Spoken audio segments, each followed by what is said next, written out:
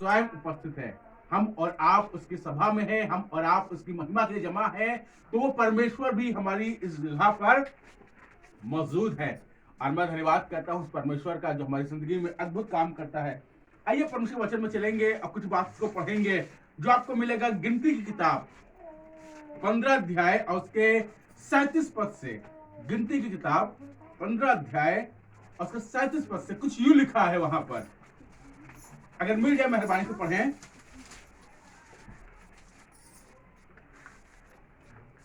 15 अध्याय के 37 पद से। जी।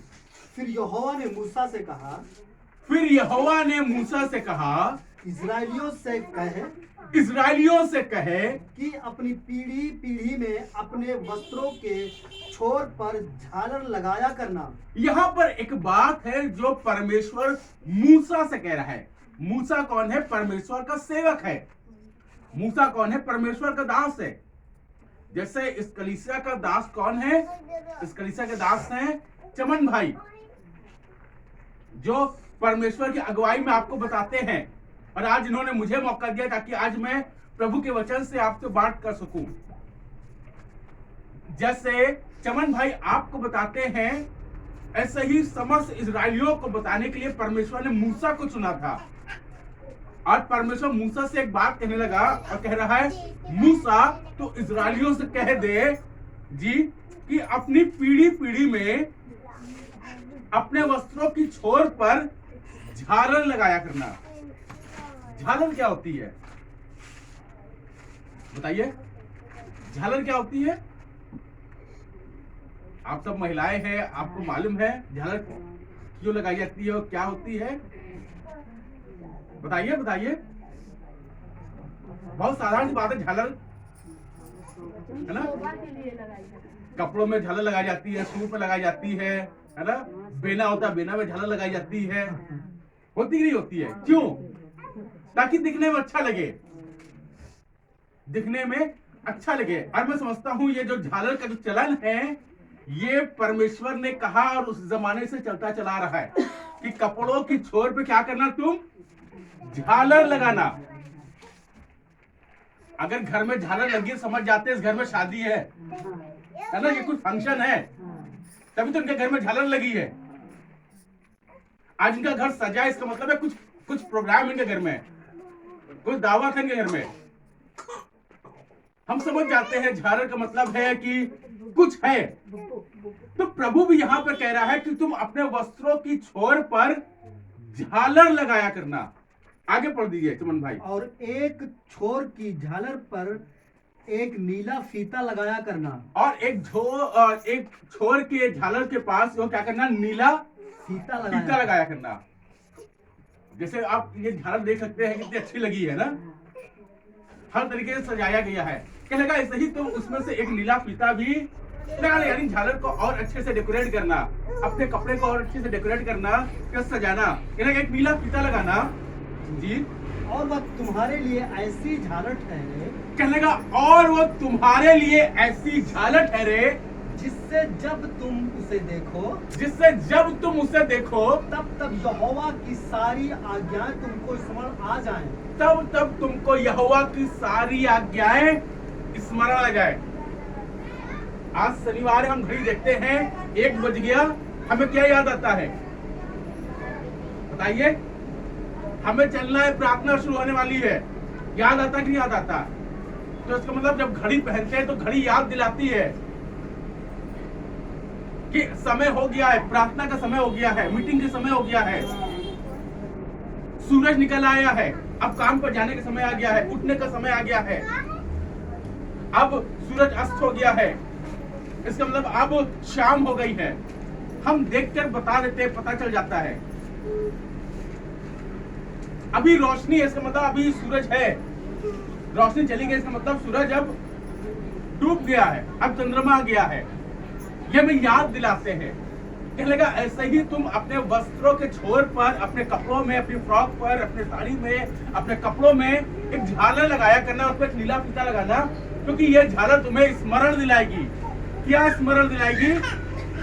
कि तुम्हारे परमेश्वर यहोवा ने तुम्हें, जी पढ़ दीजिए मन भाई। आगे जी। और तुम उनका पालन करो फिर से थोड़ा सा ऊपर पढ़िए। और वह तुम्हारे लिए एक ऐसी झालर ठहरे वो तुम्हारे लिए ऐसी झालर ठहरे, जिससे जब जब तुम उसे देखो जब जब तुम उस झालर को देखो तब तब यहोवा की सारी आज्ञाएं तुमको स्मरण आ जाएं। परमेश्वर की सारी आज्ञाएं तुमको स्मरण आ जाए कि परमेश्वर ने तुम्हें आज्ञाएं दी है, परमेश्वर ने तुम्हें बताया है, परमेश्वर ने तुम्हें कहा है। कहने का तुम्हें परमेश्वर की सारी आज्ञाएं स्मरण आ जाए और तुम उनका पालन करो। और तुम उनका पालन करो। इसका मतलब है परमेश्वर चाहता है कि हम उसकी आज्ञाओं को हमेशा स्मरण रखें। परमेश्वर ने क्या आज्ञा दी है बताइए, परमेश्वर ने क्या आज्ञा दी है? बताओ बताओ।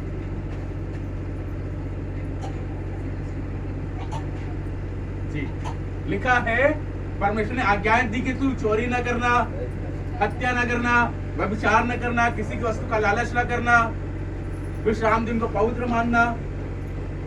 ये सब आज्ञाएं हैं। हम कई बार भूल जाते हैं। हम यहाँ पर जब प्रार्थना में आते हैं तो प्रभु ये प्रार्थना में स्मरण दिलाती है। 1 बज गया, प्रार्थना में चलना है क्योंकि प्रभु ने आज्ञा दी है। हमें चोरी नहीं करनी, हमें हत्या नहीं करनी, हमें गलत काम नहीं करना, हमें गलत संगति में नहीं जाना, हमें नशा में नहीं जाना है, हमें गलत संगति में नहीं बैठना है। ये प्रभु की आज्ञा है।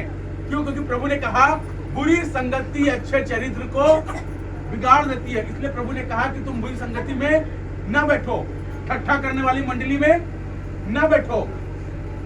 जो लोग दुष्ट हैं, जो युक्तियां बनाते हैं, उन युक्तियों में जो लोग खड़े वहां पर हैं, तुम उनके बीच में खड़े न हो। ये प्रभु की आज्ञाएं हैं। पर मालूम हम कई बार भूल जाते हैं। हम घर जाते ही सब भूल जाते हैं कि प्रभु ने क्या क्या आज्ञाएं दी है। पर कहने लगा तुम अपने वस्त्रों की छोर पर एक झालर बनाना, और ये झालर तुम्हें स्मरण दिलाएगी, ये झालर तुम्हें याद दिलाएगी कि परमेश्वर ने तुम्हें आज्ञा दी है और तुम्हें उस आज्ञा का पालन करना है। यहाँ पर जो कुछ चमन भाई आपको सिखाते हैं, जो कुछ सुजीत भाई आपको सिखाते हैं, आपको उसको सीखना है और उसके अनुसार अपना जीवन जीना है। ये आपको बताते हैं कि आप बाइबल पढ़िए, ये आपको बताते हैं आप दुआ करिए, ये आपको बताते हैं कि आप इस तरीके से प्रार्थना करिए। जैसे बहन बता रही है कि बार बार हम लोग परेशान करते हैं भैया लोगों को, तो अब हमें खुद प्रार्थना करनी है। तो ये सिखाया जा रहा है कि जो भैया प्रार्थना करते हैं, जो सुजीत भाई प्रार्थना करते हैं, जो हम प्रार्थना करते हैं, वो प्रार्थना आप भी करते हैं। प्रभु जब भैया की प्रार्थना सुनकर जवाब देता है तो प्रभु आपकी प्रार्थना भी सुनकर जवाब देता है। तो हम यहाँ पर आते हैं ताकि सीख सके कि परमेश्वर ने हमें आज्ञा दी है, उन आज्ञाओं का पालन करना है। इसलिए कहा कि तुम उस झालर को बना जो तुम्हें स्मरण दिला। आगे पढ़ दिए जी। और तुम उनका पालन करो। हाँ। और तुम अपने अपने मन और अपनी दृष्टि के वश में होकर, अपने अपने मन और अपनी दृष्टि के वश में होकर बेविचार ना करते फिरो। वे विचार ना करते फिर मतलब गलत काम ना करते फिरो, गलत संगति में ना बैठो, गलत आदतों में ना करते रहो, जैसे करते आए हो। जैसे करते आए हो। यानी अभी तक आपने कोशिश की है कि हम गलत काम ना करें, हम गलत जगह पर ना बैठे, हम गलत बुराई ना करें, किसी से हम झूठ ना बोले, हम गाली ना बके, हम नशा ना करें। जैसे हम अभी तक करते आए हैं, हम कोशिश करते हैं ना करें, वैसे ही आगे भी जब हम इस बाइबल को देखते हैं तो बाइबल हमें याद दिलाती है कि यह परमेश्वर का वचन है और हमें इसे पढ़ना है। कहने का इसी तरीके से वो तुम्हें स्मरण दिलाएगी, वो झालर। और मैं धन्यवाद करता हूँ कि परमेश्वर चाहता है कि हम और आप इस बात को याद रखें, क्योंकि हम कई बार भूल जाते हैं। क्यों कह रहा है इस्राएलियों से? क्योंकि अगर इससे पहले पढ़ेंगे तो ये वही लोग हैं जिनसे कह रहा है जिनको परमेश्वर ने मिस्र की गुलामी से आजाद किया था। बीमारी से, दुखों से, अंधकार से और मौत से, हर तरीके से परमेश्वर ने मिस्रियों के हाथ से इस्राएलियों को छुड़ा लिया था। ये छुड़ाए हुए लोग थे। परमेश्वर ने इनके लाल समंदर को 2 भाग कर दिया था। जंगल में इनको जब कुछ खाना नहीं था, स्वर्ग से मन्ना खिलाया करता था। जब वहाँ पानी पीने के लिए कुछ नहीं था तो वहां लिखा है वो चट्टान में से उनको पानी पिलाया करता था। सब जरूरत परमेश्वर पूरी कर रहा था। पर एक समय आ गया कि ये भूल गए परमेश्वर की बातों को। हम और आप भी जब ठीक हो जाते हैं, जब बीमारी होती है, समस्याएं होती हैं, दुख आते हैं, तकलीफ आते हैं, तो हम प्रभु को याद करते हैं, और जब ठीक हो जाता है तो हम भूल जाते हैं। पर प्रभु कह रहा है कि तुम उसके उपकार को ना भूलो। इसीलिए उसने उस झालर के बारे में बताया कि तुम उस झालर को देखो और ये झालर तुम्हें स्मरण दिलाएगी कि तुम्हारे परमेश्वर ने तुम्हें किस तरीके से छुड़ाया, किस तरीके से बचाया। जब कोई बचाने वाला नहीं था, कोई छुड़ाने वाला नहीं था, कोई दुआ सुनने वाला नहीं था, कोई प्रार्थना का जवाब देने वाला नहीं था, उस समय परमेश्वर ने हमें और आपको छुड़ाया, बचाया और हमारी जरूरतों को पूरा किया। कहने का तुम उसको स्मरण रखो। और इसके ऊपर अगर हेडिंग पढ़ेंगे तो लिखा है, इस झालर को कहा गया स्मरण कराने वाली झालर, यानी ये वो स्मरण दिलाती है, ये हमें बाइबल याद दिलाती है, ये बाइबल हमें याद दिलाती है कि हम और आप इसको पढ़ना जरूरी है, इस पर चलना जरूरी है। ये परमेश्वर का कलाम है, ये परमेश्वर का वचन है और हमें इसके अनुसार अपना जीवन जीना है। आगे पढ़ दीजिए चमन भाई। परंतु तुम यहोवा की सब आज्ञाओं को स्मरण करके उनका पालन करो। कह रहे हैं परंतु तुम यहोवा की सब आज्ञाओं का स्मरण करके उनका पालन करो, क्योंकि तुम उसकी आज्ञा भूल गए। हम और आप कई बार भूल जाते हैं। जब शनिवार आता है तब हमें याद आता है, अरे आपको प्रभु से प्रार्थना करनी चाहिए। हम बाकी इतवार, सोमवार, मंगल, बुधवार सब दिन भूल जाते हैं। हमें दुआ भी करनी है, प्रार्थना भी करनी है। पर प्रभु कहना है कि जैसे तुम्हें शनिवार को याद रहता है, वैसे तुम्हें इतवार को भी याद रहे, सोमवार को भी याद रहे, मंगल को भी याद रहे, बुध को भी याद रहे, बृहस्पति को भी याद रहे, शुक्रवार को भी याद रहे कि हमें हर दिन प्रार्थना करनी है, हर दिन उपवास करना है।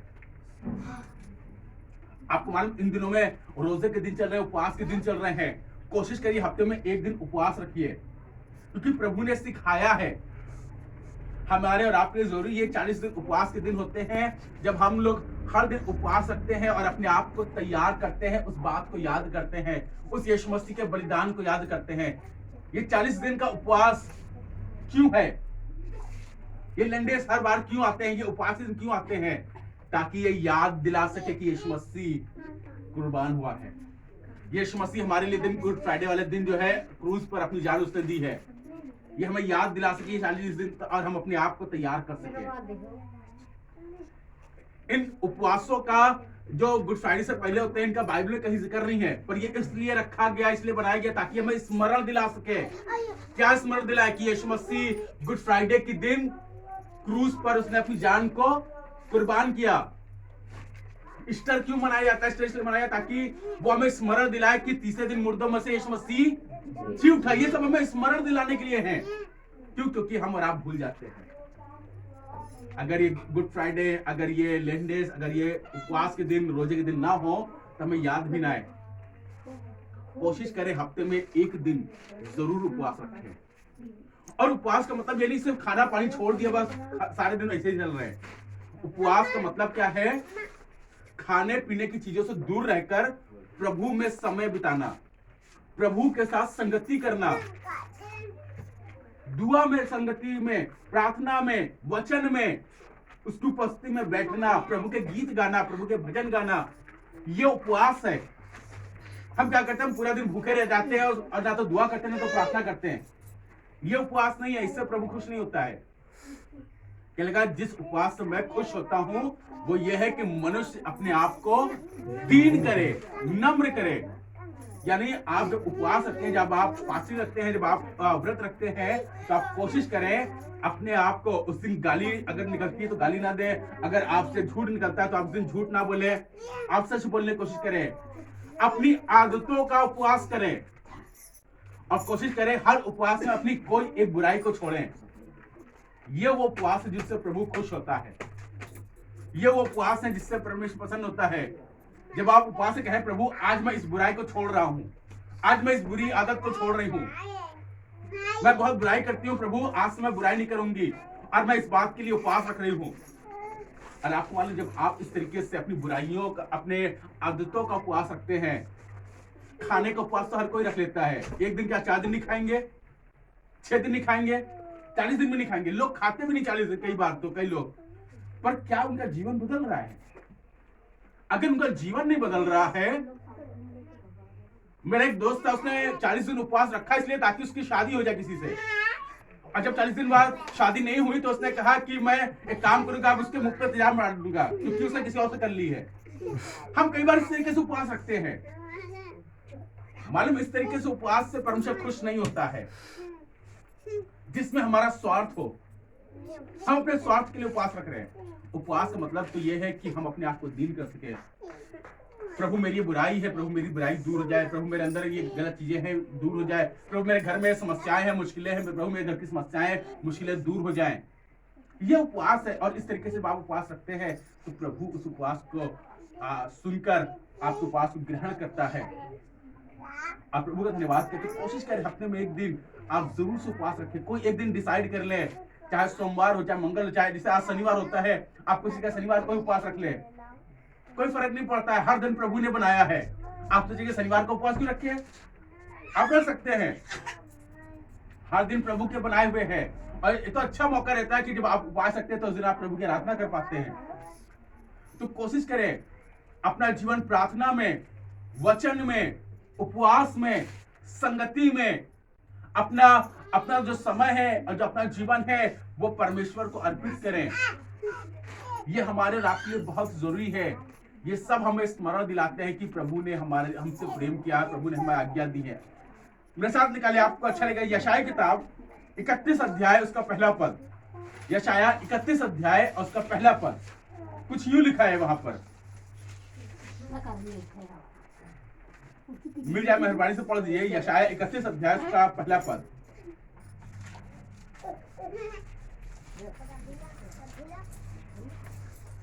हाय उन पर जो सहायता पाने के लिए मिस्र को जाते हैं। लिखा है हाय उन पर जो सहायता पाने को मिस्र को जाते हैं। परमेश्वर ने हमें मिस्र से आजाद किया है, मिस्र की गुलामी से आजाद किया है, बीमारियों से, परेशानियों से, दुखों से, तकलीफों से आजाद किया है। पर हम जब दुख में होते हैं, जब अब हम कोशिश करते हैं, हम फिर से वही मिस्र की ओर देखते हैं, हम फिर से मिस्र की ओर भागते हैं। पर प्रभु कहने लगा हाय उस पर जो सहायता पाने को मिस्र की ओर जाते हैं।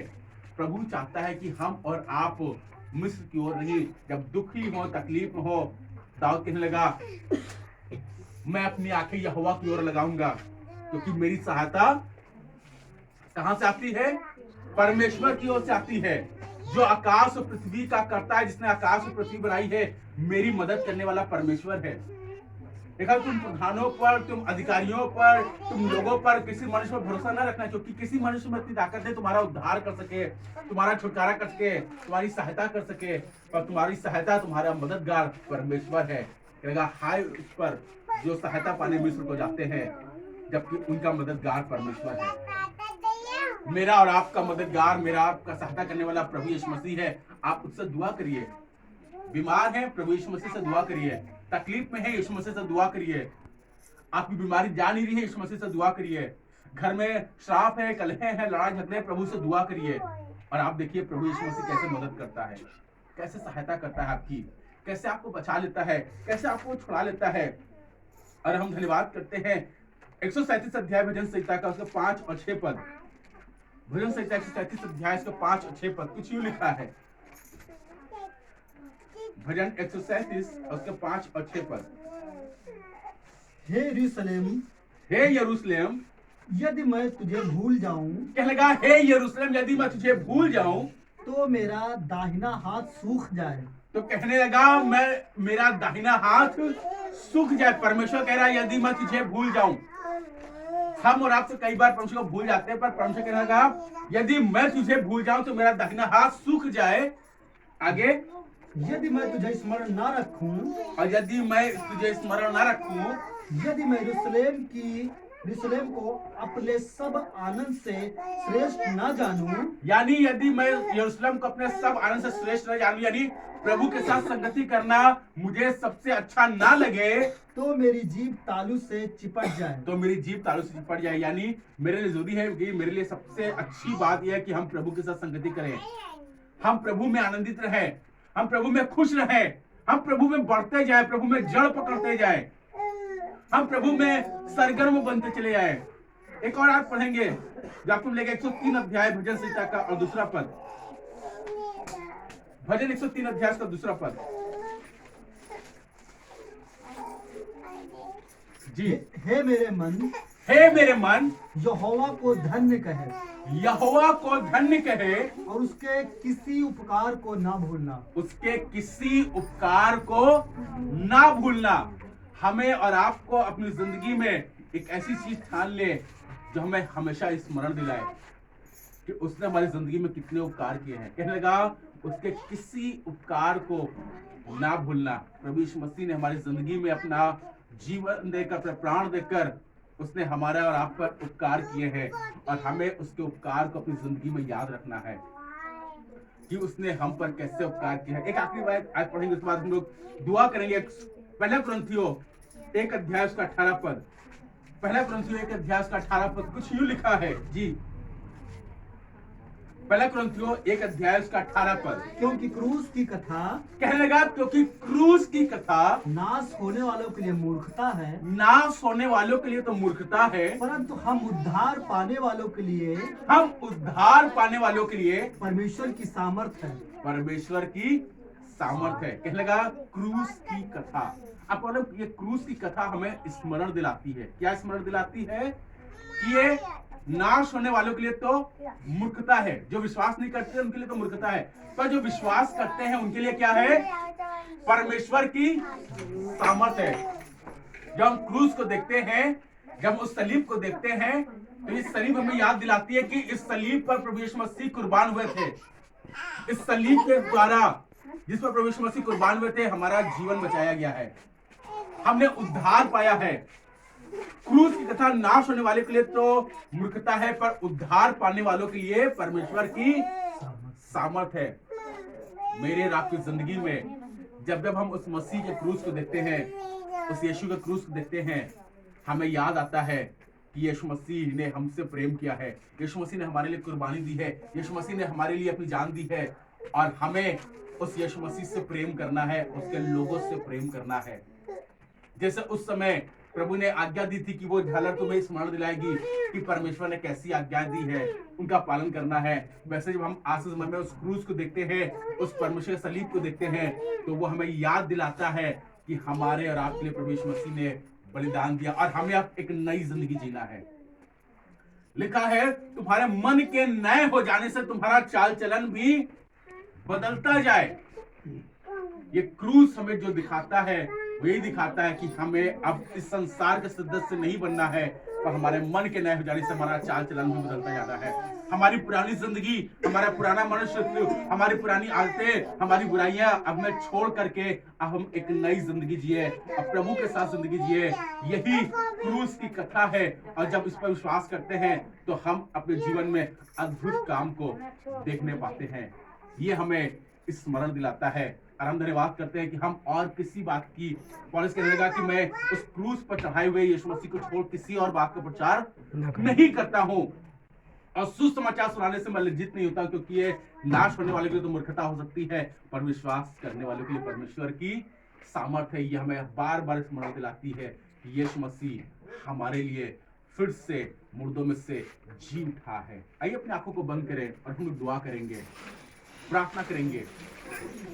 धन्यवाद प्रभु, तूने प्रभु हमें ये बात सिखाई है कि हम और किसी बात की बड़ाई ना करें, सिर्फ तेरे सलीब के सिवा, तेरे क्रूस के सिवा।